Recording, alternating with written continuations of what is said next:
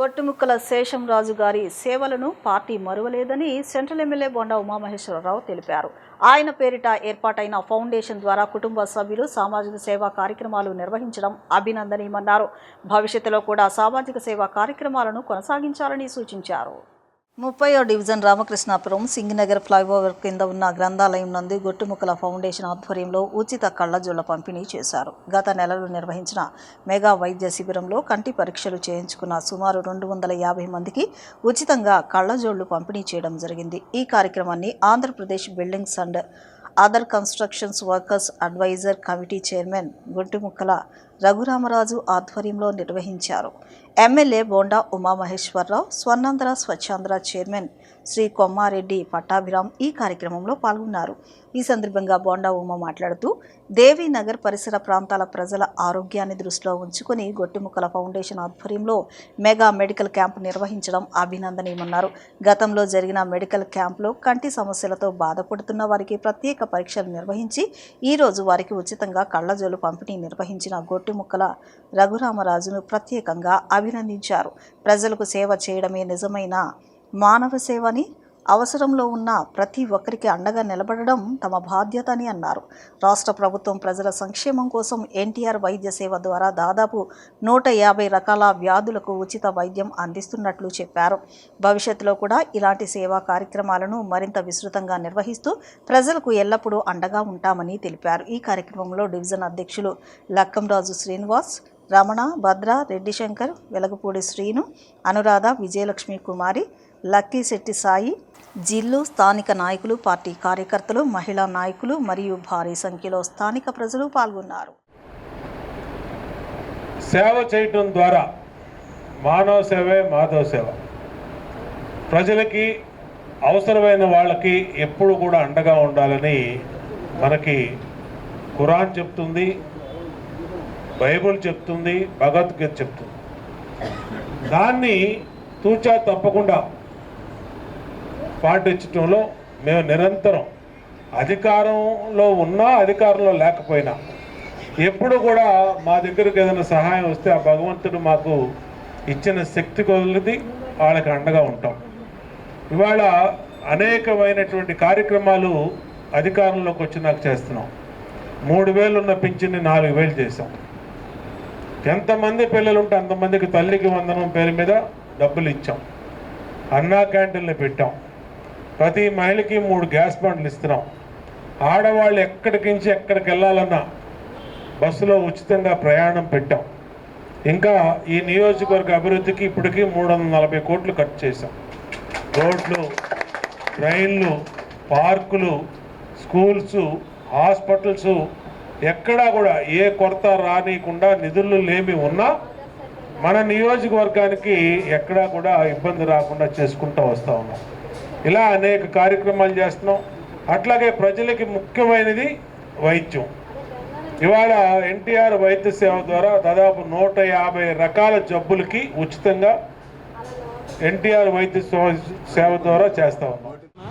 ఈరోజు విజయవాడ సెంట్రల్ నియోజకవర్గం 30వ డివిజన్లో గొట్టుముక్కల ఫౌండేషన్ ఆధ్వర్యంలో నా సోదరులు బిల్డింగ్ వర్కర్స్ వెల్ఫేర్ బోర్డు రాష్ట్ర చైర్మన్ గొట్టుముక్కల రఘురామరాజు గారి సారథ్యంలో మరి కళ్ళజోళ్ల పంపిణీ కార్యక్రమం అనేది ఏర్పాటు చేయడం జరిగింది. దాదాపు 250 మందికి ఉచితంగా ఈ రోజున కళ్ళజోళ్ళు పంపిణీ చేయటం అనేది చాలా సంతోషదాయకం.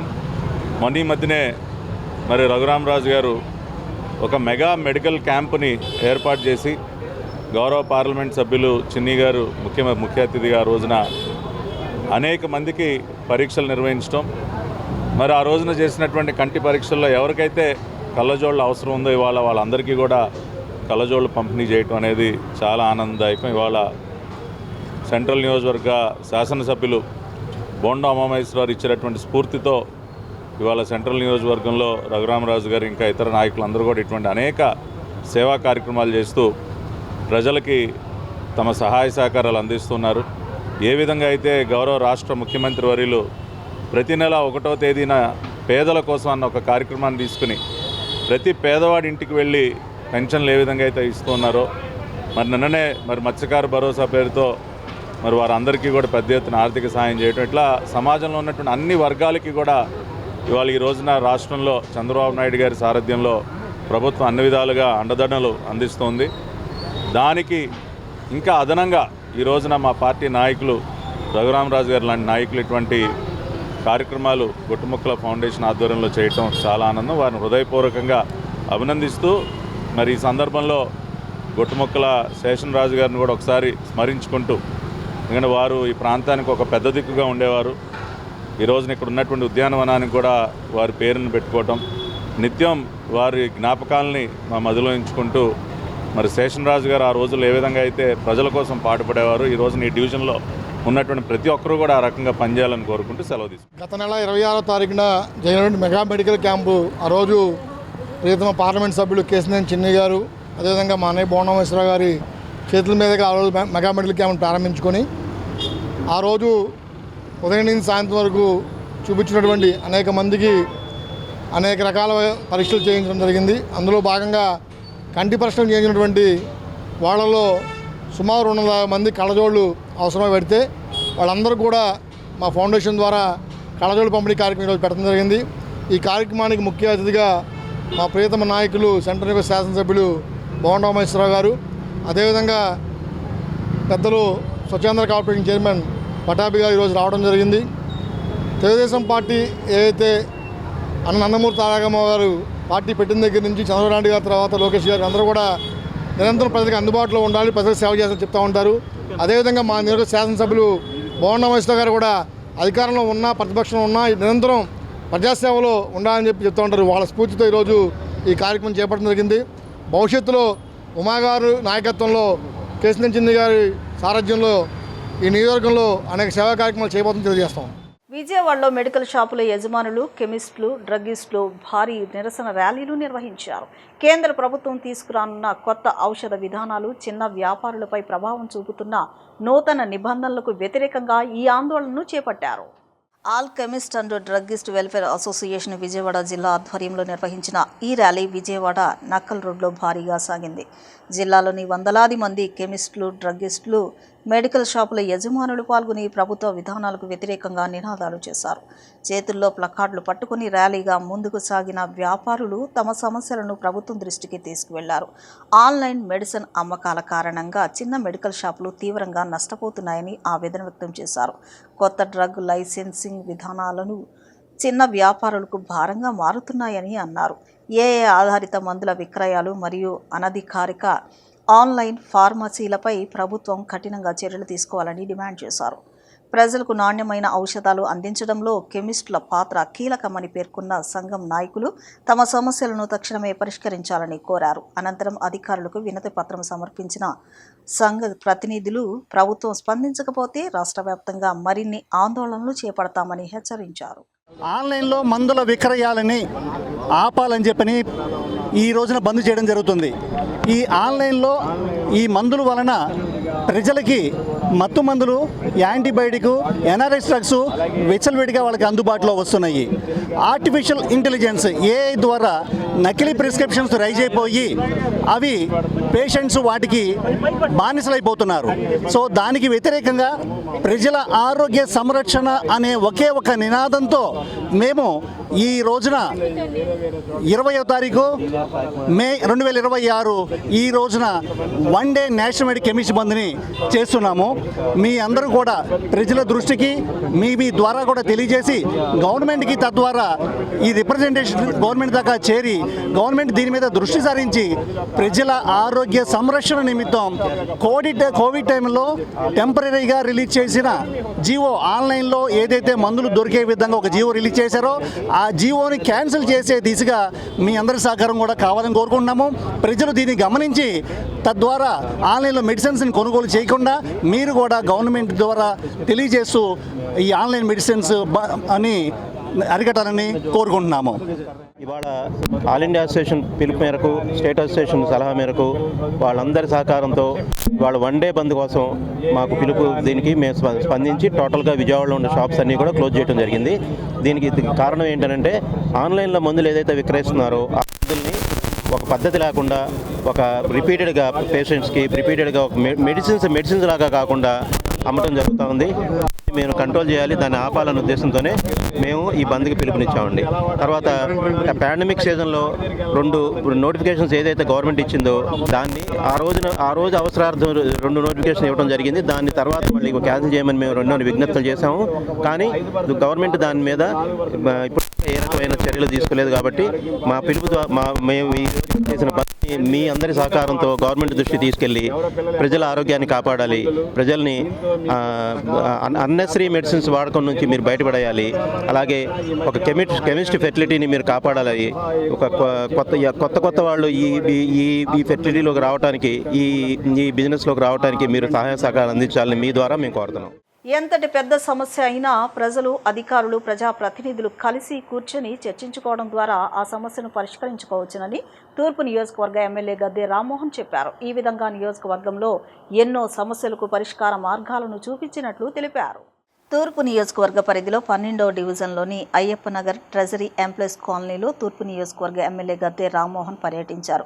స్థానికంగా ఉన్న సమస్యలను ఆయన స్వయంగా ఇక్కడ వారిని అడిగి తెలుసుకుని వాటిని పరిష్కరించాల్సిందిగా కార్పొరేషన్ అధికారులను ఎమ్మెల్యే గద్దె రామ్మోహన్ ఆదేశించారు. అనంతరం డివిజన్లో 12 లక్షల అంచనా వ్యయంతో చేపట్టిన రోడ్డు నిర్మాణ పనులకు ఎమ్మెల్యే గద్దె రామ్మోహన్ శంకుస్థాపన చేశారు. ఈ సందర్భంగా ఎమ్మెల్యే గద్దె రామ్మోహన్ మాట్లాడుతూ, ఈ కాలనీలో డ్రైనేజీ సమస్య ఎప్పటి నుంచో ఉందని, ఈ సమస్యను పరిశీలించి పరిష్కరించడానికి చర్యలు తీసుకుంటామని చెప్పారు. డ్రైనేజీ అంటే కాలకృత్యాలు తీర్చుకోవడానికే కానీ ఇంటిలో ఉత్పత్తి అయ్యే వ్యర్థాలను వాటిలో వేయడానికి కాదని అన్నారు.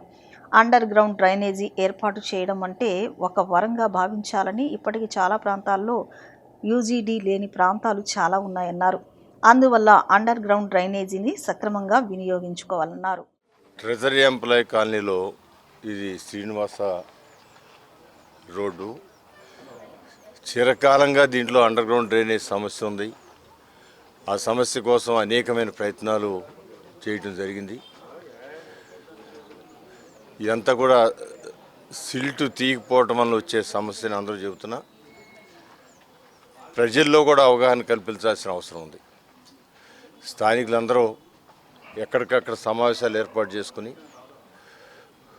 కొంచెం అవగాహన కల్పించాలి. ఎందుకంటే అండర్ గ్రౌండ్ డ్రైనేజ్ అంటే కేవలం కాలకృత్యాలు తీసుకునే భాగమే కానీ మన ఇంట్లో ఉన్న వేస్ట్ అంతా దాంట్లో, మన పొట్టలో ఉన్న వేస్ట్ వేయచ్చు కానీ దాంట్లో మన ఇంట్లో ఉన్న వేస్ట్ అంతా కూడా దాంట్లో వేయటం వల్ల చాలా చోట్ల ఇలాంటి ప్రాబ్లం వస్తూ ఉంది. నిన్నగాక మొన్న స్థానికులు చెబుతూ ఉన్నారు, అండర్ గ్రౌండ్ డ్రైనేజ్ పొంగుతూ ఉంటే దాన్ని క్లీన్ చేస్తుంటే నాప్కిన్స్, ప్లాస్టిక్ బ్యాగులు, చిన్న చిన్న సీసాలు, ఇంకా అనేకమైన ఇంట్లో వేస్ట్ అయిన వస్తువులు ఆటకాయతనంగా కూడా దాంట్లో వేస్తున్న విధంగా కూడా కనపడుతుంది. దానివల్ల చాలా ఇబ్బంది వస్తుంది, అందరికీ కూడా ఇబ్బంది. ఎందుకంటే అండర్ గ్రౌండ్ డ్రైనేజ్ అనేది అది ఒక అదృష్టం. అండర్ గ్రౌండ్ డ్రైనేజ్ రావటమే అదృష్టం. చాలా ప్రాంతాలు ఇప్పటికి కూడా లేవు. లేక గోతులు తీసుకోవటం, ఆ గోతుల్లో వదలటం, భూమి పొల్యూట్ అయిపోతూ ఉంది. అలా కాకుండా ఈ మార్గాన్ని మనం రానున్న రోజుల్లో లేబర్ కూడా దీనికి దొరకని సమస్య ఉంది. దానితో ఓన్లీ మిషనరీ ద్వారానే క్లీన్ చేయాల్సిన అవసరం ఉంది. అందువల్ల ప్రజల్లో అవగాహన కల్పించే కేవలం టాయిలెట్లో వాళ్ళు కాలకృత్యాలు తీసుకునేటప్పుడు వెళ్ళే మెటీరియల్ తప్ప ఇంట్లో ఏ వేస్ట్ వెళ్లకుండా ఉండటానికి తీసుకోవాల్సిన జాగ్రత్తలు తీసుకోవాలా. అందువలన ఇది అనేక పర్యాయాలు మేము చెబుతూ ఉన్నాం. అయినా కూడా కొందరు తెలుసుకుని మారినా కొందరు తెలియక వేస్తున్న సందర్భాలు ఉన్నాయి. సో ఏదేమైనా కూడా ఈ రోడ్లో అండర్ గ్రౌండ్ డ్రైనేజ్కి ఏదో ఒక పరిష్కారం మరిది ఇప్పటివరకు సక్సెస్ అయింది. మరి ముందు కాలం కూడా ఒకసారి చూడాలి. సో రోడ్డు లేక ఇబ్బంది పడుతున్నారు. రేత్రిపూట హైట్గా పెంచిన మ్యాన్ హోల్స్ వలన యాక్సిడెంట్లు జరుగుతున్నాయి. మరి ప్రత్యేకమైన నిధులు కమిషనర్ గారిని ఇక్కడ ఉన్న పరిస్థితి ఎక్స్ప్లెయిన్ చేస్తే తక్షణమే దానికి కావాల్సిన 12 లక్షల రూపాయలని ఇవ్వటం జరిగింది. ఇస్తే ఈరోజు కాంట్రాక్టర్ గారు వచ్చి ఆ పనులు మొదలుపెట్టడం జరుగుతూ ఉంది. ఏదేమైనా కూడా సమస్యలు అందరూ కూడా అధికారులు, ప్రజాప్రతినిధులు, పబ్లిక్ కలిసి కూర్చుని చర్చించుకునే సమస్యల పరిష్కారం వస్తుంది. ఏ ఒక్క అధికారో లేకపోతే ఒక్క ప్రజాప్రతినిధో లేకపోతే ప్రజలు అనుకుంటేనే జరగవు. ఈ ముగ్గురు కూడా అనుకుని ఆ ప్రయారిటీలు చూసుకుని దానికి ఫండ్స్ కూడా అక్యుములేట్ చేసుకుని మరి చేసుకోవాల్సిన అవసరం ఉంది. ఈ సావిధానంలోనే ఈ చిన్న రోడ్డుకి మరి కొంతవరకు ఇప్పటికైనా మోక్షం కలుగుద్దని ఆశిస్తూ ఉన్నాం. ఇంకా రానున్న రోజుల్లో ఎలాంటి ఇబ్బందులు రాకూడదని కోరుకుంటున్నాం. మరి ఎలాంటి ఇబ్బందులు వచ్చినా దాన్ని ఏ విధంగా పరిష్కరించుకోవాలో కూడా ఒకసారి ఆలోచించుకుని ముందుకు వెళ్తామని తెలియజేస్తాం. స్వర్ణాంధ్ర స్వచ్ఛాంధ్ర స్వచ్ఛ భారత్ స్ఫూర్తితో ప్రభుత్వం స్వచ్ఛ రథాన్ని అమలు చేస్తోందని కలెక్టర్ డాక్టర్ జి లక్ష్మీషా తెలిపారు. మరో అడుగు ముందుకు వేసి స్వచ్ఛ పదం కార్యక్రమాన్ని ప్రతి బుధవారం నిర్వహిస్తున్నట్లు, విస్తృత ప్రజా భాగస్వామ్యంతో స్వచ్ఛ కార్యక్రమాలను విజయవంతం చేసేందుకు కృషి చేస్తున్నట్లు తెలిపారు. Collector Lakshmisha ZP CEO doctor J అరుణతో కలిసి విజయవాడ గ్రామీణం పాతపాడు పంచాయతీరాజ్ శాఖ ఆధ్వర్యంలో నిర్వహించిన స్వచ్ఛ పదం కార్యక్రమంలో పాల్గొన్నారు. ఈ సందర్భంగా ఆయన మాట్లాడుతూ ప్రత్యేక థీమ్తో ప్రతి శనివారం స్వర్ణాంధ్ర స్వచ్ఛాంధ్ర కార్యక్రమాన్ని నిర్వహిస్తున్నామని, ఇప్పుడు దేశానికి పట్టుకొమ్మలైన గ్రామాల రహదారులు ఎప్పుడూ స్వచ్ఛంగా ఉండాలనే సంకల్పంతో స్వచ్ఛ పదం కార్యక్రమానికి శ్రీకారం చుట్టినట్లు వివరించారు. గ్రామాల్లో రహదారుల పక్కన చెత్త కుప్పలను తొలగించడం, గ్రామాల్లో పారిశుద్ధ్యాన్ని మెరుగుపరచడం, స్థిరమైన ఘన వ్యర్థాల నిర్వహణ వ్యవస్థను బలోపేతం చేయడం ఈ కార్యక్రమ ప్రధాన ఉద్దేశమని పేర్కొన్నారు. స్థానిక ప్రజలు ఇందులో భాగస్వాములై విజయవంతం చేయాలని పిలుపునిచ్చారు. ఈ కార్యక్రమంతో రాష్ట్రంలోని ప్రతి గ్రామం పరిశుభ్రంగా ఉంటుందని, ప్రజలు అధికారుల సూచనలు పాటిస్తూ ఈ ఉద్యమంలో కీలక పాత్ర పోషించాలని కోరారు. ఎక్కడ పడితే అక్కడ చెత్త వేయకుండా ఇంటి దగ్గరికి వచ్చే సిబ్బందికి తడి చెత్త, పొడి చెత్త వేరు చేసి ఇవ్వాలని, సింగిల్ యూజ్ ప్లాస్టిక్ వినియోగానికి దూరంగా ఉండాలని కలెక్టర్ లక్ష్మీషా కోరారు. కార్యక్రమంలో డిపిఓ పి లావణ్యకుమారి, స్థానిక అధికారులు పాల్గొన్నారు. రథ కార్యక్రమాన్ని స్టార్ట్ చేస్తూ చెత్తని ఇస్తే గ్రాసరీ ఇచ్చేలాగా మంచి వినూత్న కార్యక్రమాన్ని గౌరవ ముఖ్యమంత్రి వారు, ఉప ముఖ్యమంత్రి వారి ఆలోచన మేరకు టేకప్ చేయడం జరిగింది. అదే స్ఫూర్తితో స్వచ్ఛ రథ అయిన తర్వాత ఇప్పుడు స్వచ్ఛ పథం అనే కార్యక్రమం కూడా స్టార్ట్ చేయడం జరిగింది. అంటే పథం అంటే మనం తిరిగే దారిలు, ఎక్కడైతే మనం తిరిగే దారులు ఉంటాయో ఆ దారిని కూడా స్వచ్ఛంగా పెట్టుకోవడానికి ఎలాగైతే ప్రతి నెల 3వ శనివారం స్వచ్ఛంద స్వర్ణాంధ్ర కార్యక్రమం చేస్తాము, అట్లాగే ప్రతి వారం బుధవారం స్వచ్ఛ పథ కార్యక్రమంలో ప్రతి ఒక్కరు పాల్గొని ప్రజల్ని మమేకం చేస్తూ, ప్రజల్ని ప్రోత్సాహం పరుస్తూ, అలాగే ఉత్తేజన పరుస్తూ వాళ్ళ గ్రామాల్లో ఆ పాత అయితే ఉందో పథం దాన్ని క్లీన్గా ఉంచుకొని మనము స్వచ్ఛ భారత్ అలాగే స్వచ్ఛాంధ్ర స్వర్ణాంధ్ర కార్యక్రమాన్ని అమలు చేసే దిశగా ముందుకు వెళ్తున్నాము. ఇది ఒక వినూత్న కార్యక్రమము, చాలా మంచి స్పందన ఉంది. ప్రజలు కూడా దీన్ని ఓనప్ చేయాలి. ముఖ్యంగా స్వచ్ఛరథతో పాటు స్వచ్ఛ పథ ఏదైతే వచ్చిందో దీంతో మన పరిసర ప్రాంతాల్లో మన దారులు, మన ఊర్లు బాగుంటాయి. అవి బాగుంటే కంపల్సరీగా మన చేసే ఆలోచనలు మంచి మంచి ఆలోచనలు వస్తాయి. పరిసర ప్రాంతాల్లో క్లీన్గా ఉంటే మంచిగా ఈ ఆరోగ్యం బాగుంటుంది. సో ఒకవైపు హెల్త్ పరంగా, ఇంకొక వైపు మనము ఆలోచన పరంగా అన్నీ బాగుంటే మనం స్వచ్ఛాంధ్ర స్వర్ణాంధ్ర విజన్ ఆంధ్రప్రదేశ్ అలాగే వికసిత్ భారత్ని సాధించడానికి దోహదపడుతుంది. కాబట్టి ఈ విషయంలో ప్రతి ఒక్కరూ ముందుకు రావాలి. ప్రతి బుధవారం స్వచ్ఛ పథ కార్యక్రమాల్లో పాల్గొని మన జిల్లాలో ఉన్న అన్ని గ్రామాలని క్లీన్గా అలాగే క్లీన్గా ఉంచి మన నగరాలని అలాగే మన గ్రామాలని పరిశుభ్ర గ్రామాలుగా తీర్చిదిద్దడానికి ప్రతి ఒక్కరు ముందుకు రావాలని కోరుతున్నాము. నగరపాలక సంస్థ కమిషనర్ ధ్యానచంద్ర హీట్ వేవ్ నేపథ్యంలో ప్రజలకు హెచ్చరికలు జారీ చేశారు. రానున్న వారం రోజులు మధ్యాహ్నం 12 గంటల నుంచి సాయంత్రం 5 గంటల వరకు అత్యవసరం లేకుండా బయటకు రావద్దని సూచించారు. వడదెబ్బ నివారణ కోసం నగర వ్యాప్తంగా చలివేంద్రాలు, తాగునీటి సదుపాయాలు, షెడ్లు, మిస్టు వాహనాలు ఏర్పాటు చేయాలని అధికారులను ఆదేశించారు. బస్టాండ్లు, మార్కెట్లు, ఆసుపత్రులు వంటి రద్దీ ప్రాంతాల్లో ప్రత్యేక ఏర్పాట్లు కొనసాగుతున్నాయి. వృద్ధులు, కార్మికులు, నిరాశ్రయాలపై ప్రత్యేక దృష్టి సారిస్తూ అవసరమైన ఓఆర్ఎస్ ప్యాకెట్లు, ప్రాథమిక వైద్య సేవలు అందుబాటులో ఉంచాలని సూచించారు. నీటి సరఫరా, శుభ్రత, కంట్రోల్ రూమ్ వ్యవస్థలను నిరంతరం పర్యవేక్షించాలని కమిషనర్ ఆదేశాలు జారీ చేశారు. అలాగే night shelters, street vendors, so TO UCT AC projects చూసుకోండి. 3 సిడిఓస్ చూసుకోమనండి. ORS packets, basic first aid support, drinking water shall be made available through ward secretariats and field teams in coordination with DMHO. So అది చేస్తారు, coordinate చేద్దాం. Now regulation of outdoor work, municipal outdoor works, sanitation operations. ఈ sanitation workers CMH గారు మనం చూసుకోవాలి. వాళ్ళ workers requirement అయినా shade కావాలి, వాటర్ కావాలంటే పెట్టుకోండి. Outdoor work, sanitation operations, desilting, construction related municipal works, other field activity should be suitably regulated to avoid peak heat exposure. మధ్యాహ్నం 12 నుంచి 4 మధ్య లోపల ఏం జరగకూడదు. ప్రధాని మోదీ విదేశీ పర్యటనకు ప్రపంచ దేశాల్లో విశేష ఆదరణ లభిస్తోందని, ఇది దేశ ప్రజలు గర్వించదగ్గ విషయమని బీజేపీ రాష్ట్ర ప్రధాన కార్యదర్శి నాగోతి రమేష్ నాయుడు అన్నారు. గతంలో ప్రధానుల విదేశీ పర్యటనలకు పెద్దగా ప్రాధాన్యం లేకపోయినా ప్రస్తుతం మోదీ పర్యటనలు అంతర్జాతీయ స్థాయిలో ప్రత్యేక గుర్తింపు తెచ్చుకుంటున్నాయని తెలిపారు. పెట్రోల్, డీజిల్ ధరల పెరుగుదలకు అంతర్జాతీయ పరిస్థితులే కారణమని, గతంలో పన్నులు తగ్గించడంలో వైసీపీ ప్రభుత్వం సహకరించలేదని విమర్శించారు. కేంద్రంలో మోదీ, రాష్ట్రంలో సీఎం చంద్రబాబు నాయకత్వంలో రాష్ట్రానికి పెట్టుబడులు, పరిశ్రమలు వస్తున్నాయని చెప్పారు. రాయలసీమ అభివృద్ధికి కూటమి ప్రభుత్వం ప్రత్యేక ప్రణాళికలతో ముందుకెళుతోందన్నారు. భారత ప్రధాని శ్రీ నరేంద్ర మోడీ గారు విదేశీ పర్యటన చేస్తున్నటువంటి క్రమంలో లభిస్తున్నటువంటి ఆదరణ ఏదైనా గమనించినట్లయితే ఈ దేశానికి సంబంధించిన సగటు భారతీయుడు గర్వపడేలాగా తన పర్యటన అనుక్షణం సాగుతుంది. ఒకప్పుడు ఈ దేశానికి సంబంధించినటువంటి భారత ప్రధాని, రాష్ట్రపతులు విదేశీ పర్యటన చేస్తే ఆ దేశాల్లో ఉన్నటువంటి మీడియా అంతా కూడా రమేష్ నాయుడు ప్రెస్ మీట్ పెడితే ఏ విధంగా అయితే జోన్ పేజీలో 4 లైన్లు వస్తుందో ఆ విధంగా మన దేశ అధ్యక్షులు, ప్రధానమంత్రుల యొక్క వార్తలు విదేశాల్లో ప్రచురించేటివి ఆ మీడియా సంస్థలన్నీ కూడా ఆ స్థానంలో. కానీ ఈరోజు నరేంద్ర మోడీ గారు విదేశీ పర్యటన పోతున్నారంటే ఆ దేశాల్లో ఉన్నటువంటి ప్రధానమంత్రులు, అధ్యక్షులు వాళ్ళ యొక్క స్వదస్తూరితోటి ఫ్రంట్ లైన్ మ్యాగజైన్లో వ్యాసాలు రాసేటువంటి పరిస్థితి. భారతదేశంతో మేము వ్యూహాత్మకమైనటువంటి ఒప్పందం పెట్టుకోబోతున్నాం, మా యొక్క చిరకాల మిత్రుడు భారతదేశానికి సంబంధించిన ప్రధాని వస్తున్నాడు, శాస్త్ర సాంకేతిక వాణిజ్య రంగాల్లో పురోగతి సాధించడం కోసం వ్యూహాత్మకమైనటువంటి నిర్ణయాలు జరగబోతున్నాయని చెప్పి పెద్ద ఎత్తున వాళ్ళే ప్రచారం చేసేటువంటి పరిస్థితి. మరొక వైపు మనం చూసాం, నెదర్లాండ్లో స్వయంగా నరేంద్ర మోడీ గారికి ఆ దేశానికి సంబంధించినటువంటి రక్షణ విహంగాలు ఏవైతే ఉన్నాయో అవి గాలిలో స్వాగతం పలికినటువంటి తీరు మనందరం కూడా గర్వపడాలి.